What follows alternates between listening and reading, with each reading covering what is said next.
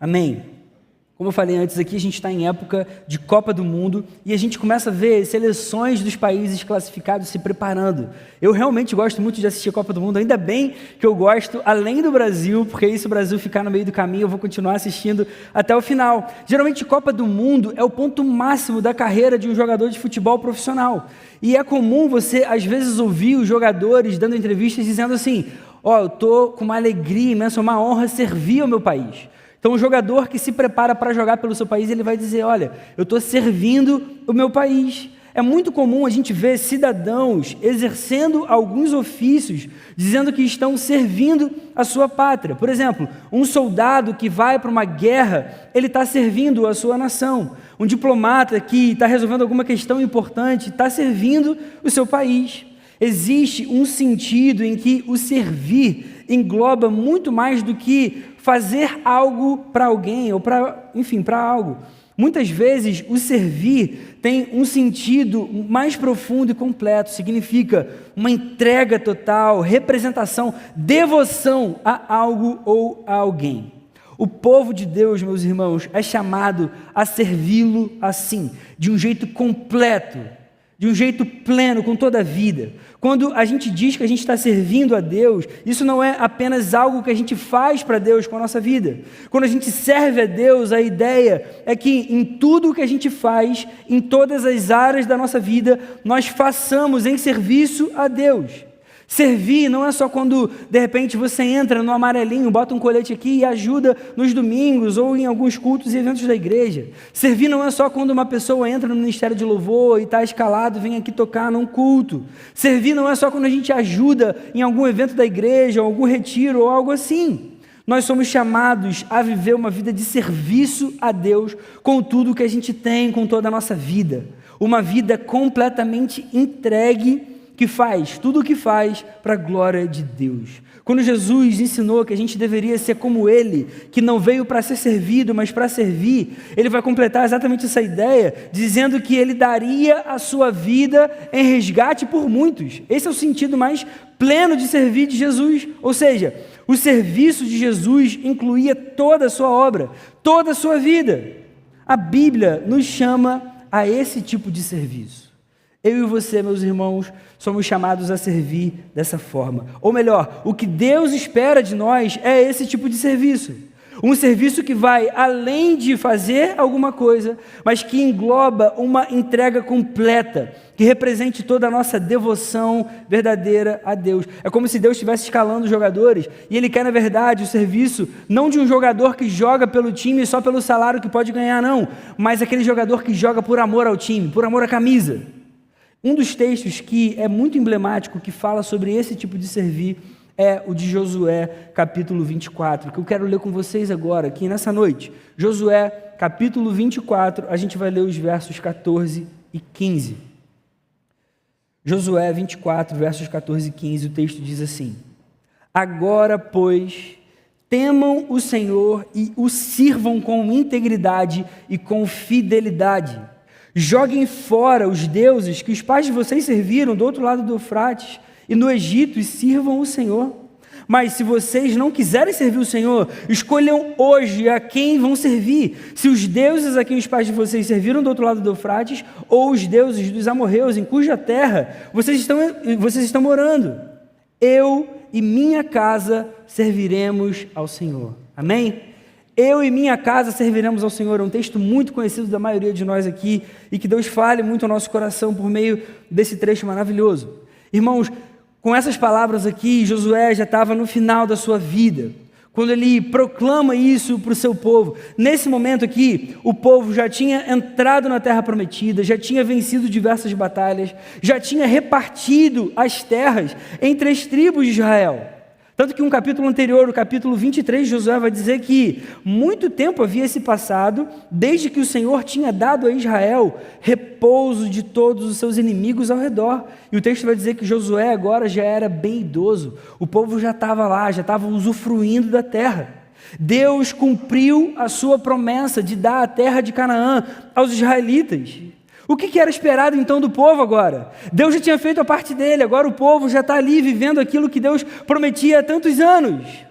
o que era esperado do povo é o que está exatamente nessas palavras que a gente leu aqui essa noite. Que temesse e servisse ao Senhor. O que é esperado agora do povo? Que tema e sirva ao Senhor. Então essas vão ser as palavras de Josué. Temam o Senhor e o sirvam com integridade e com fidelidade. Meus irmãos, esse servir aqui do texto é exatamente aquilo que a gente estava falando um pouco tempo antes aqui.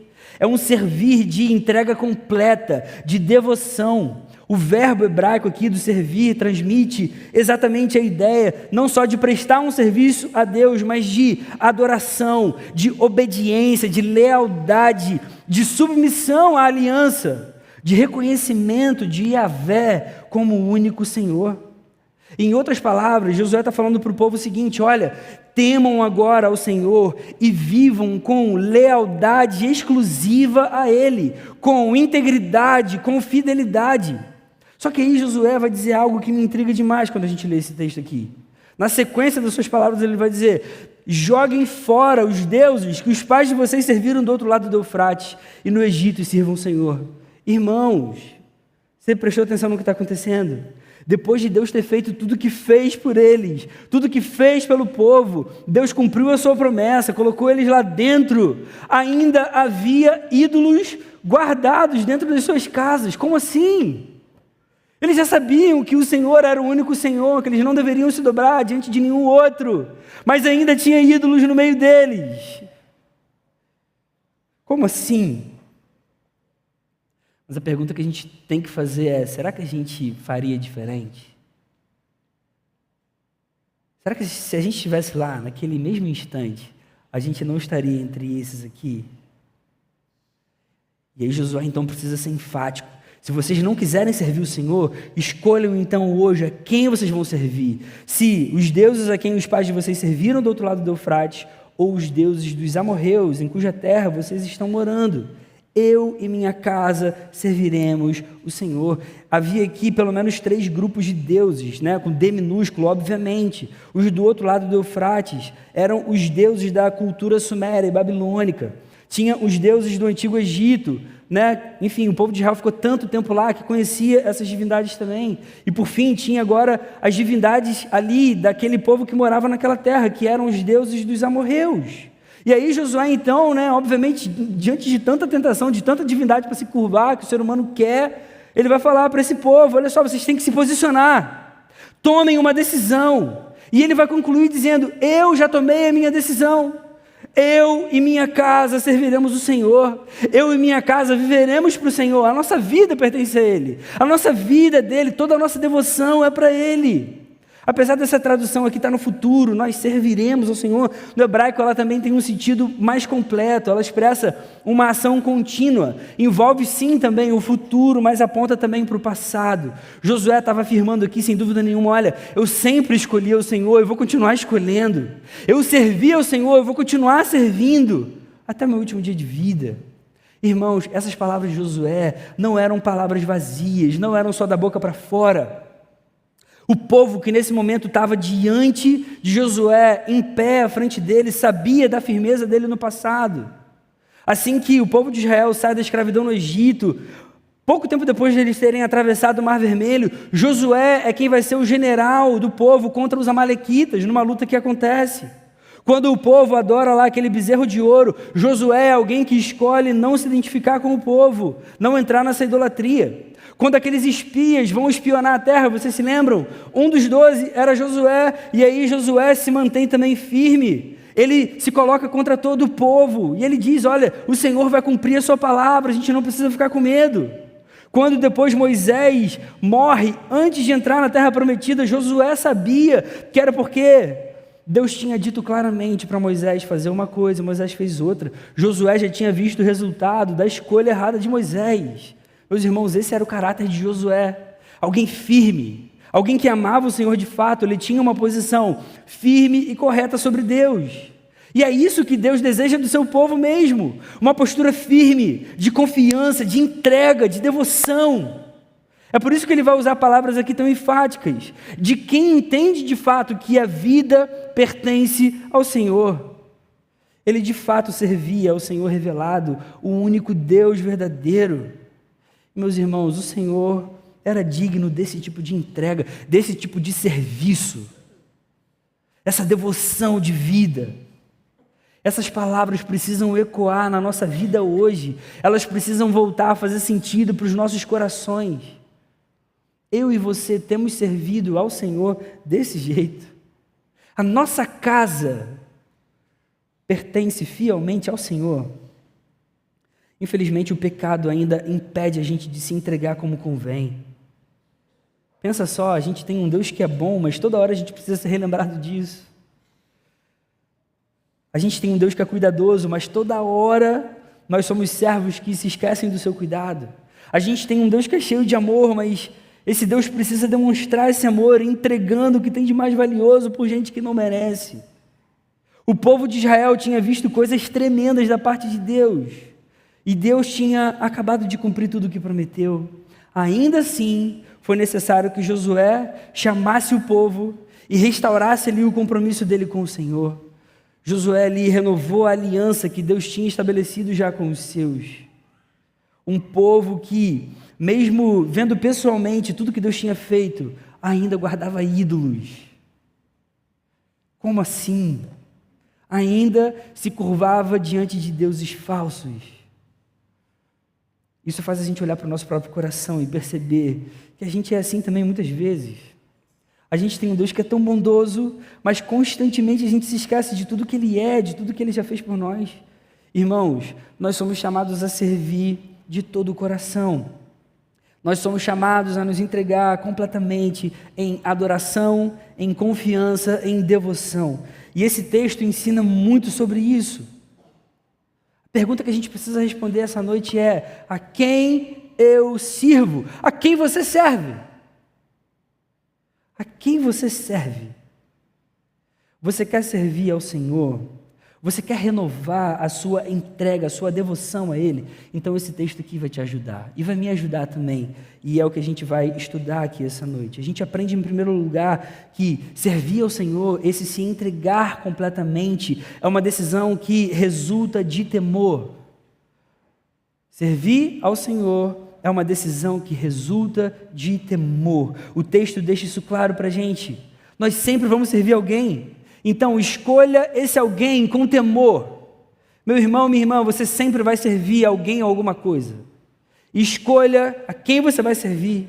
Josué vai dizer para o povo: agora, pois, temam o Senhor e o sirvam. Servir com temor significa viver com um profundo estado de reverência ao único Deus. Israel tinha que temer o Senhor. O temor do Senhor é a essência da atitude que se espera do crente do Antigo Testamento e do crente também do Novo. A gente vê esse tipo de convocação de temer ao Senhor o tempo inteiro na Bíblia Sagrada, no Pentateuco, no Antigo Testamento todo, no Novo Testamento.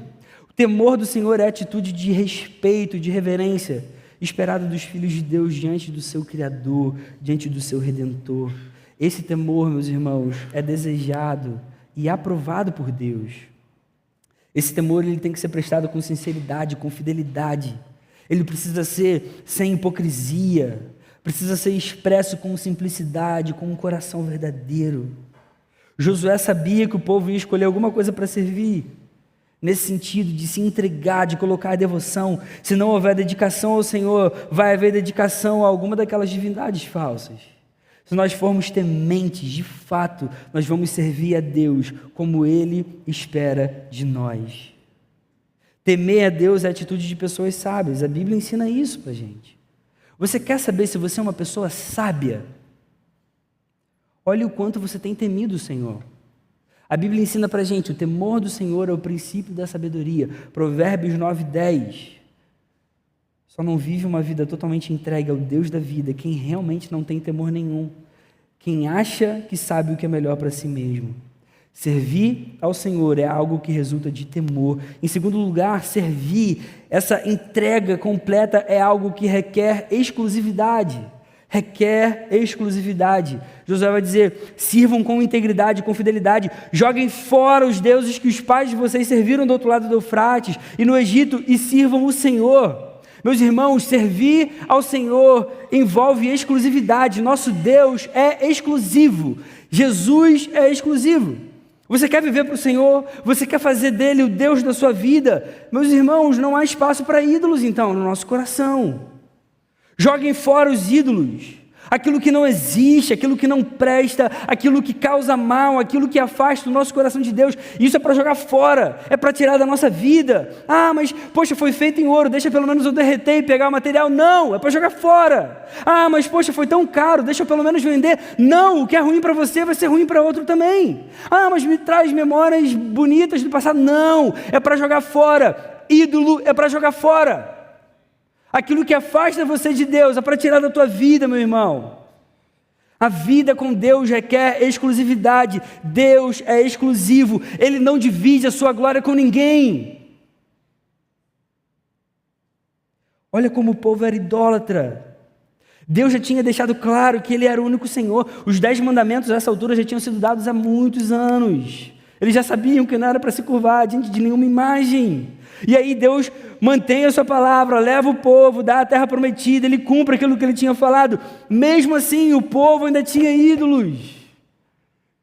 Josué, no final da vida, precisa chamar os anciãos, os principais líderes do povo, e dizer: joguem fora os deuses que os pais de vocês serviram do outro lado do Eufrates e no Egito, e sirvam o Senhor. Meus irmãos, o Senhor não pode ser mais uma na nossa vida. Na cabeça daquelas pessoas daquele tempo fazia sentido. Fazia sentido, poxa, eles adoram o Senhor, mas deixa eu adorar também essa divindade aqui, deixa eu adorar também esse outro Deus que vai me ajudar nessa área da minha vida. Não tem como ser assim na vida com Deus. Jesus ensinou isso aos seus discípulos já no Novo Testamento, Mateus 6:24.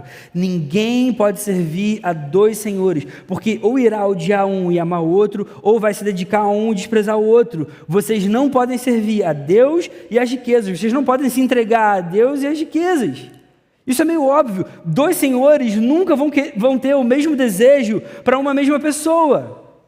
Eles sempre vão querer coisas distintas. Pior, o que Jesus vai ensinar. A gente sempre vai preferir, a gente sempre vai tender a colocar o coração naquele Deus que mais satisfaz as nossas vontades, porque a gente é pecador. Entende? O povo de Israel tinha essa cosmovisão das nações à sua volta. Qual o problema de ter vários deuses? Poxa, eu agora vou me curvar diante do Deus das chuvas, para Ele abençoar a minha colheita, para tudo funcionar. Eu agora preciso me curvar ao Deus da fertilidade, para minha família aumentar. Eu agora vou me curvar ao Deus das riquezas, para eu conseguir prosperar. Mas o Deus verdadeiro, revelado, não era assim. Ele queria que o seu povo entendesse que Ele não ia funcionar com barganha. Ele não ia dividir a sua glória com ninguém. Ele amava o povo e isso era suficiente para o sustento deles. Deus era exclusivo, meus irmãos, para o bem do povo. Deus é exclusivo para o nosso bem. Sabe por quê? Porque os outros ídolos nem existem, são falsos. Muito menos eles vão se preocupar com a nossa vida. A gente sempre vai servir a algum Deus, seja ele a nossa própria vida, seja ele algum falso Deus que parece prometer algum desejo para o nosso coração. Meus irmãos, o Deus vivo, o Deus verdadeiro, nos resgatou para que nós servíssemos a Ele somente, para que nós nos entregássemos completamente, para que nós fôssemos plenos, para que a gente fosse cuidado de verdade, para que a gente fosse amado de verdade. Quando a gente entende isso, a gente começa a desejar servir esse Deus. É para esse Deus que eu quero entregar meu coração, toda a minha alma. Servir a Deus requer exclusividade. E por fim, servir a Deus, viver uma vida entregue é algo que envolve aqueles que Deus nos confiou. Envolve aqueles que estão perto da gente, meus irmãos. Josué vai dizer: escolham hoje a quem vocês vão servir. Eu e minha casa serviremos o Senhor. As nossas decisões necessariamente envolvem a nossa família. Guarda isso no seu coração. A decisão que você toma vai envolver a sua família, quer você queira, quer não. Josué aqui, ele queria que todos soubessem que ele e a sua casa serviriam ao Senhor. E existem aqui 2 aspectos sobre a liderança que Josué exerce. Isso é maravilhoso para o nosso coração, meus irmãos. Josué não é apenas um excelente líder para todo o povo, no sentido de viver de acordo com a vontade de Deus, sendo um servo fiel, dando um bom testemunho para aquelas pessoas, mas ele exerce uma liderança anterior e muito mais importante, correta e esperada por Deus dentro da sua própria casa. Ele entendeu o papel do homem dentro da sua família. Eu e minha casa, não sou só eu sozinho. Eu e minha casa, não passa pela mente dele a sua família também não serviu o Senhor. Ele entende que Deus confiou a sua família a ele, aqueles que ele tem influência direta. Esses precisam ter o mesmo Deus que ele, não poderia ser de outro jeito. Ele entendeu o papel do homem dentro da sua família, e isso precisa ensinar coisas para nós hoje, meus irmãos. Maridos, me ouçam aqui. Maridos, vocês precisam liderar a sua família em direção ao Senhor. Essa responsabilidade é de vocês. Esposas, vocês precisam ser uma influência direta para os seus filhos, precisam ser auxiliares para os seus maridos na direção do Senhor. Irmãos, a nossa família é um presente que Deus nos dá, por isso a gente não pode negligenciar aquilo que Deus espera de nós. Veja, antes de falar ao povo, Josué já é alguém exercendo o seu papel de fazer da sua família uma família entregue ao Deus Jeová. E por isso que é importante o ensinamento sobre a doutrina da aliança. Nós aqui na Oceânica somos presbiterianos e somos aliancistas, meus irmãos. Nós cremos que Deus tem uma relação com o seu povo, que é uma relação pactual, uma relação de pacto, de aliança. Isso é muito mais profundo do que Deus só olhar para o seu povo e falar assim, olha, eu amo vocês, eu dou minha vida por vocês. Deus vai além, Deus faz um pacto. Ele tem um compromisso, ele assume um compromisso com o próprio sangue, com o seu povo. Só que isso tem desdobramentos para a nossa vida, meus irmãos. Um deles, que é um dos mais importantes, é por isso que a gente batiza os nossos filhos. A gente não batiza qualquer criança. Batismo infantil para a gente é diferente do batismo da criança na igreja católica. São batismos completamente distintos. Os católicos romanos, eles entendem que o batismo da criancinha retira o pecado original dela. A gente não crê assim. Para a gente aqui, o batismo infantil daqueles que pertencem a uma família cristã tem a ver com pacto, tem a ver com aliança. Sabe quando a gente diz assim, as nossas crianças não são a igreja de amanhã, são a igreja de hoje? A gente só pode falar isso porque a gente batiza os nossos filhinhos. Porque hoje o povo de Deus tem uma relação de pacto com esse Deus. Só que para existir pacto, precisa existir sacramento. Tem que ter simbologia física. No Novo Testamento qual é? Batismo. No Antigo Testamento era circuncisão. Deus falava, olha, circuncida com 8 dias. Mas ele não tem que crescer, ele ainda não tem que crer, ainda não tem que entender. Não, ele já faz parte da aliança com o povo de Deus. As nossas crianças são a igreja de Deus hoje, por isso a gente batiza elas.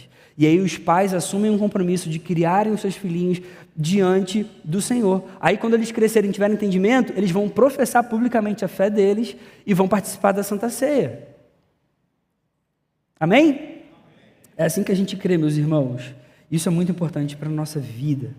Só pode falar que as nossas crianças são a igreja de hoje se a gente batiza elas e insere elas nesse pacto. Sem sacramento não existe pacto. Isso é importante para a gente. Então, voltando para encerrar esse ponto aqui, servir ao Senhor, viver entregue, envolve aqueles que o Senhor nos confiou, principalmente a nossa família, meus irmãos, principalmente a nossa família. Vamos aplicar esse texto ao nosso coração, à nossa vida. A primeira aplicação, diante de tudo que a gente ouviu até agora, seja um servo temente a Deus. Seja um servo temente a Deus. A gente precisa temer a Deus. Você tem temido ao Senhor? Irmãos, temer envolve toda a nossa reverência, envolve todo o nosso amor, as nossas afeições, toda a nossa entrega, tudo que a gente tem, tudo que a gente é. Quando a gente teme ao Senhor, a gente coloca tudo diante do Senhor.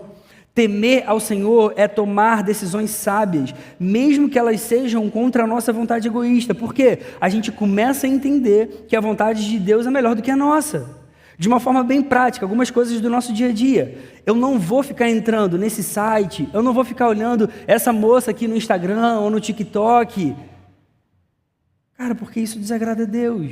Mesmo que eu queira muito, mesmo que eu fique muito tentado, tira aquilo da tua vida, meu irmão. Tema ao Senhor. Eu não vou falar desse jeito com a minha esposa, com meu marido, com meu filho, porque Deus não quer isso de mim. Mesmo que a minha cabeça esteja quente. Quando eu começo a temer o Senhor, eu começo a ter atitudes assim. Eu não vou dar mais esse jeitinho na minha empresa, no meu negócio, com aquele cliente, porque Deus não deseja isso para mim. Deus pode me abençoar de várias outras formas. Eu não vou mais negligenciar o meu tempo de devocional, porque isso pode fazer muita diferença na minha vida, mesmo que eu chegue em casa muito cansado depois de um dia de trabalho. Você entende? Quando a gente começa a temer o Senhor e começa a viver entregue a Ele, uma vida de serviço, de devoção, a gente começa a ter atitudes práticas assim na nossa vida, meus irmãos. Isso é temer ao Senhor. É você começar a ter atitudes que brotam de um coração temente. Segunda aplicação, seja uma pessoa íntegra. Você tem sido íntegro no seu relacionamento com o Senhor, uma pessoa que de fato louva, adora, busca sem falsidade, sem hipocrisia. Você tem dado exclusividade a Deus? Você acha que você tem entregue mesmo o seu coração de uma forma inteira para o Senhor? Irmãos, Deus nos quer por inteiro. Uma parte só não serve. Uma partezinha só não funciona. Deus nos quer integralmente. A gente precisa ser o mesmo aqui dentro da igreja e lá fora, quando tiver gente lá que não conhece o Senhor. A gente deve dar tudo ao nosso Deus, jogar fora todos os ídolos que a gente ainda guarda no coração. A gente viu essa noite, o que é impressionante, que ainda que a gente seja extremamente abençoado por Deus, a gente ainda é capaz de guardar coisas que Ele detesta. Como assim? Pois é, quantas vezes eu e você também fazemos? Ainda que Deus dê coisas tão maravilhosas para a gente é capaz de guardar coisas que Ele não quer para a nossa vida. Será que a gente tem agido assim? Jogue fora da sua vida tudo que é sujeira, meu irmão. Jogue fora tudo que desagrada a Deus. Tome essa decisão. Por fim, a última aplicação. Exerça influência sobre aqueles que Deus confiou nas suas mãos. Você tem influenciado aqueles que Deus colocou à sua volta na direção do Senhor, especialmente a sua família? As nossas decisões envolvem as pessoas que estão à nossa volta, principalmente a nossa família, meus irmãos. Maridos, como vocês têm se posicionado dentro de casa? Ouça isso com carinho, com temor, de verdade aqui essa noite. Como que você tem se posicionado dentro da sua casa? Você tem cuidado da sua esposa? Você tem cuidado dos seus, aqueles que Deus colocou nas suas mãos? Esposas, como você tem sido na tarefa de auxiliar o seu marido? Você tem sido sábia no seu trato com ele? Você tem priorizado o seu marido no seu dia a dia? A gente precisa refletir nessas perguntas, meus irmãos, para que a nossa vida seja uma vida vivida para o Senhor de fato. Deixa eu falar agora para os maridos. Maridos, me ouçam rapidinho. Preste atenção aqui em mim. Se eu quero que a minha esposa ame o Senhor, eu preciso me esforçar para refletir o amor que eu também sinto por Jesus. Então, eu preciso ser mais paciente com ela. Eu preciso ser mais romântico com ela. Eu preciso ser mais amoroso. Eu vou ouvir com mais atenção. Guarda uma coisa no seu coração. Eu falei isso no primeiro culto. Eu já falei isso para os jovens do Gol. Eu já salvei alguns casamentos aqui. Depois vocês me agradeçam, tá? Maridos, me ouçam agora aqui. Quando você vê a sua esposa em casa, mais tristinha, chorando por alguma coisa, ela não quer que você solucione o problema dela. Ela não quer que você resolva. Ela só quer que você ouça, fique quieto, dê um abraço nela e fala, meu amor, conta comigo. Só isso que ela quer. Eu estou certo, mulheres? Fala com mais entusiasmo aí, fala, sim, tá certo. Viu? Maridos, ouçam isso, vocês vão me agradecer depois. O homem, ele quer resolver tudo e tal, eu já caí nesse erro muitas vezes. Minha esposa, ela foi paciente comigo, ela foi me ensinando até eu entender isso. E aí, cara, nosso casamento é, graças a Deus. Depois, outras pessoas falaram, Felipe, aquilo lá parece mágica. E é. A sua mulher não quer que você resolva todos os problemas dela. É estranho, mas é. As mulheres são assim. Então, deixa ela tá chorando, você vai lá, abraça ela, fica quieto. Fala, amor, conta comigo, tá? Amo você. Pronto. Você vai ver que o semblante dela vai mudar. No dia seguinte, ela vai estar muito melhor com você. Guarda isso no seu coração, depois você me agradece, tá? Mas agora é sério, deixa eu fazer umas perguntas para você aqui essa noite. Maridos, qual foi a última vez que você levou sua esposa para sair? Ter uma noite legal com sua esposa? Qual foi a última vez que você olhou nos olhos da sua esposa e disse que a amava, de verdade, sabe? Não aquela coisa do eu te amo, assim, que já vira bom dia. Não. Você olhou para ela e falou, amor, eu amo tanto você. Qual foi a última vez que você ouviu a sua esposa com atenção? Ouviu mesmo? Na próxima vez que você chegar cansado do trabalho em casa, sua esposa quiser falar um monte de coisa para você, ouve. Aí você pode fazer assim, aham, sim, tal. Isso já vai ajudar muito você. O diálogo vai continuar acontecendo. Vai ser muito bom. Ouça a sua esposa. Irmão, são coisas tão fáceis de se fazer e podem resolver a maior parte das dificuldades que existem no dia a dia. Marcão, ele dá a maioria dos gabinetes para os casais aqui da igreja. Ele pode afirmar isso aqui que eu estou falando dessa noite para vocês. coisa mais importante, meus irmãos, que nós podemos fazer pela nossa família é aproximá-la de Jesus. Todo o resto é secundário. A gente faz isso com atitudes práticas de quem ama o Senhor e de quem entende que a Bíblia ensina a gente a fazer essas coisas para a glória de Deus. Para que a nossa esposa ame estar do nosso lado, ame a nossa família e queira, de fato, viver cada vez mais para a glória de Deus. Agora, esposas, vou falar para vocês. Me ouçam também com carinho e com atenção. Se você quer, que o seu marido reflita o amor de Jesus por você, você precisa se esforçar para ser amorosa também e mostrar o quanto você ama Jesus. Aí algumas perguntas agora para você também refletir e pensar. Qual foi a última vez, estou falando para esposas, tá? Tem que estar casado para isso. Você que está namorando, esquece que eu vou perguntar. Guarda para quando você se casar. Qual foi a última vez que você ofereceu uma noite de namoro, maneira, assim, para o seu marido? Namoro, você entende o que eu estou querendo dizer, né? Não precisa ser muito explícito, não. Qual foi a última vez que você ofereceu mesmo uma noite maneira de namoro? Minhas irmãs, se vocês soubessem quanto o marido de vocês quer isso. A gente quer sempre, guarda isso no seu coração. Sempre. Às vezes a gente fica meio assim, sem graça, porque a gente fica, ela vai achar que eu sou meio doido, meio demais, mas a gente quer toda hora. O homem quer, e isso é maravilhoso, tá? Deixa eu abrir aqui um parênteses aqui. Irmãs queridas e irmãos também. O sexo no casamento, da forma como Deus criou para ser, ele santifica o casal. É maravilhoso demais. Deus criou para isso. Quanto mais sexo você fizer com o seu marido, mais vocês vão se unir, mais vocês vão ter intimidade um com o outro, mais vocês vão santificar o casamento de vocês. É porque a gente não tem tempo para falar muito sobre isso aqui essa noite, tudo bem? É só uma aplicação para a gente trazer para a nossa vida. 99% das coisas que você quer resolver na sua casa, se você, agradar o seu marido antes, você vai conseguir o que você quiser. Guarda seu amém, irmãos? No primeiro culto a galera ficou emocionada, até bateu palma, assim, glória a Deus, Senhor.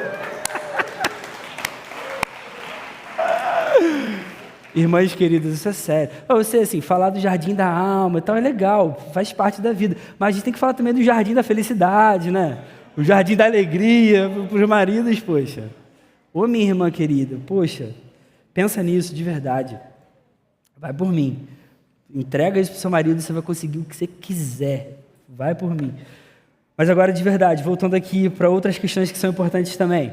Qual foi a última vez que você olhou nos olhos do seu marido e disse que você o admirava de verdade? Você admirava o seu marido? Qual foi a última vez que você deixou o seu marido tomar a decisão dentro de casa? Ser o homem de verdade lá dentro, como Deus quer que ele seja? Meus irmãos, eu estou falando de uma forma bem genérica. É claro que existe aquele marido que não faz nada, é claro que existe aquela esposa que é mais difícil, complicada. Mas assim, no geral, a Bíblia ensina todas essas coisas que a gente está falando aqui. Eu não estou inventando essas coisas. A gente não quer aqui, enfim, agradar as pessoas. Que legal que ele falou. Não, isso aqui é bíblico, meus irmãos. E a gente precisa começar a agir assim, entendendo que, eu preciso levar o meu marido a amar mais a Jesus, eu preciso levar minha esposa a amar mais a Jesus, eu preciso ser uma bênção dentro da minha família, dentro da minha casa. Existem coisas tão fáceis que eu posso fazer, para que o ambiente fique tão melhor, tão mais agradável, que meu marido vai querer estar perto de mim, que a minha esposa vai querer estar perto de mim, entende? A palavra vai ensinar que a esposa sábia edifica a sua casa. Isso significa que ela vai ajudar ao máximo para que o marido seja um homem de Deus em todas as áreas. E, obviamente, além da família, meus irmãos, isso vale para várias outras relações. A gente pode e deve influenciar nossos parentes próximos. Eles precisam também conhecer o Senhor. Aqui, na Oceânica, tem muitos jovens que se convertem e toda a família ainda não conhece o Senhor.